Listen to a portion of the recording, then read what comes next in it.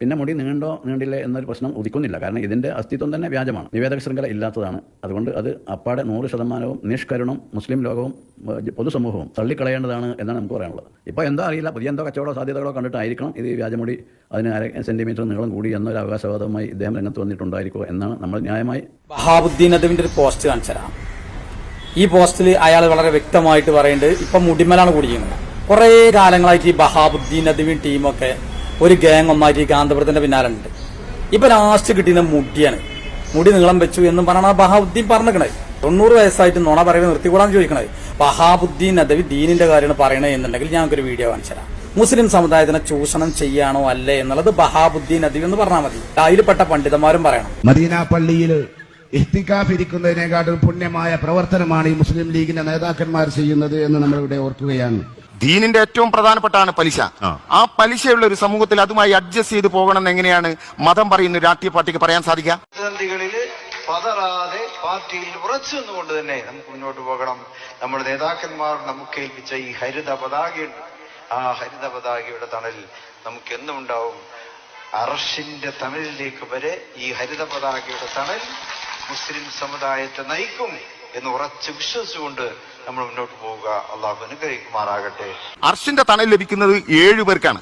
അത് മഹസറ, അത് അവസാനത്തെ ഈ വിചാരണ. ഇതിപ്പോ ഒരു ജനകീയ കോടതിയാണ്. അന്നത്തെ അവസാനത്തെ കോടതി മുസ്ലിം മതവിശ്വാസികളുടെ പ്രകാരം. അന്ന് ചുട്ടുപഴുത്ത സൂര്യന്റെ താറ നിൽക്കുമ്പോൾ പടച്ചവന്റെ സിംഹാസനമാണ് അർസ്. അവിടെ തന്നെ എല്ലാ കുറ്റങ്ങൾക്കും ശിക്ഷയില്ല, പൊറുക്കപ്പെടുന്ന ശിക്ഷയുണ്ട്. പക്ഷെ പൊറുക്കപ്പെടാത്ത 7 ശിക്ഷയുണ്ട്, 7 കുറ്റമുണ്ട്. അതിൽ 3ാമത്തെ വൻപാപമാണ്, ഒരിക്കലും പൊറുക്കാത്ത പാപമാണ് പലിശ. മാതാവിനെ വ്യഭിചരിക്കുന്നതിന് തുല്യമാണ് എന്ന് പോലും അതിന് നിർവചനമുണ്ട്.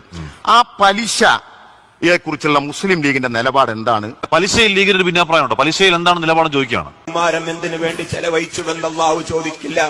നിന്റെ പഠനകാലത്തെ കുറിച്ച് പോലും അള്ളാഹു ചോദിക്കില്ല. അള്ളാഹു ചോദിക്കുന്ന ഒരു ചോദ്യമുണ്ട്, ആ യൗവനം, നിന്റെ യൗവനം നീ എന്തിനു വേണ്ടി ചെലവഴിച്ചുവെന്ന് അള്ളാഹു തആലാന്റെ മുമ്പിൽ ശിരസ്സുയർത്തി ഉത്തരം പറയാൻ നിനക്ക് സാധിക്കണമെങ്കിൽ ജീവിക്കുന്ന കാലത്തിനും ബാക്കിയാകുന്ന ഭാവിക്കും അന്തസ്സുള്ള ഓർമ്മകൾ പകരാനാണ് നീ നിന്റെ ജീവിതം കൊണ്ട് ഉദ്ദേശിക്കുന്നതെങ്കിൽ നിനക്ക് പറ്റിയ പാർട്ടിയുടെ പേര് ഇന്ത്യൻ യൂണിയൻ മുസ്ലിം ലീഗ് ആണെന്ന്. ഇത് ജനങ്ങളെ ചൂഷണം ചെയ്യല്ലേ? ഈ രാജ്യത്ത് ഒരുപാട് രാഷ്ട്രീയ പാർട്ടി ഉണ്ട്. ഈ രാഷ്ട്രീയ പാർട്ടി എന്ന് പറഞ്ഞാൽ എല്ലാ ചട്ടത്തരവും ഉൾക്കൊള്ളുന്ന ഒരു പ്ലാറ്റ്ഫോമാണ്. അങ്ങനത്തെ ഒരു പ്ലാറ്റ്ഫോമിലുള്ള ഒരു രാഷ്ട്രീയ പാർട്ടിയും കൂടെ സ്വർഗം കിട്ടും എന്നുള്ളത് ഇവരെ പോലുള്ള ആളുകൾ പറയുന്നത്. ഇതിൽ എന്തെങ്കിലും മുസ്ലിം സമുദായത്തിനെ ചൂഷണം ചെയ്യലുണ്ടോ ഇല്ലേ? ഇതിന്റെ മറുപടിയാണ് നമുക്ക് കിട്ടേണ്ടത്. ഇത് വഹാബുദ്ദീൻ നദ്വി ഈ കാന്തപുരം ഇപ്പൊ പറഞ്ഞതിന് തെറ്റും ശരിയും തിരുത്തപ്പെട്ട, തെറ്റും ശരി പറഞ്ഞു തരുന്ന, മുസ്ലിം സമുദായത്തിന് പണ്ഡിതം എന്നുള്ളത് പഠിപ്പിച്ചു തരുന്ന വഹാബുദ്ദീൻ നദ്വി ഇതും കൂടി മുസ്ലിം സമുദായത്തിനൊന്ന് പറഞ്ഞു തരണം. ഈ പറഞ്ഞതിൽ മുസ്ലിം സമുദായത്തിനെ ചൂഷണം ചെയ്യലുണ്ടോ എന്നുള്ളത് വഹാബുദ്ദീൻ നദ്വിയും അതിൽപ്പെട്ട പണ്ഡിതന്മാരും ഇതിന്റെ മറുപടി ഒന്ന് പറഞ്ഞു തരണം.